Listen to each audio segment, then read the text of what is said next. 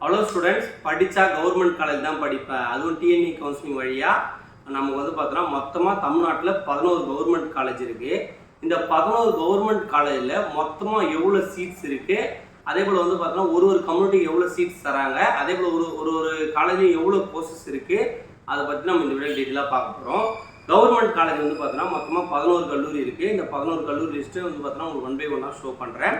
அதே போல ஒரு ஃபீஸ் ஸ்ட்ரக்சரை பார்த்தீங்கன்னா டியூஷன் ஃபீஸ் வந்து பார்த்தோன்னா 10,000லேருந்து 15,000க்குள்ளே தான் இருக்கும்.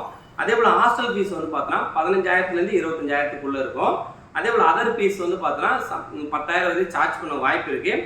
அப்புறம் மொத்தமாக எவ்வளோ சீட் இருக்குன்னு பார்த்தீங்கன்னா 4,440 சீட் இருக்குது. ஒரு கல்லூரியில் வந்து பார்த்தோன்னா எவ்வளோ ஜென்ரல் சீட் வருது, எவ்வளோ 7.5 சீட்டு வருது, அதே போல் வந்து பார்த்தோன்னா ஓசியில் எவ்வளோ சீட்டு வருது, அப்புறம் பிசியில் எவ்வளோ சீட்டு வருது, அப்புறம் பிசிஎம்ல எவ்வளோ சீட்டு வருது, எம்பிசியில் எவ்வளோ சீட்டு வருது, எஸ்சியில் எவ்வளோ சீட்டு வருது, எஸ்சியில் எவ்வளோ சீட்டு வருது, எஸ்டியில் எவ்வளோ சீட்டு வருது, இந்த 11 காலேஜுக்கு வந்து பார்த்தோன்னா இங்கே ஷோ ஆகும்.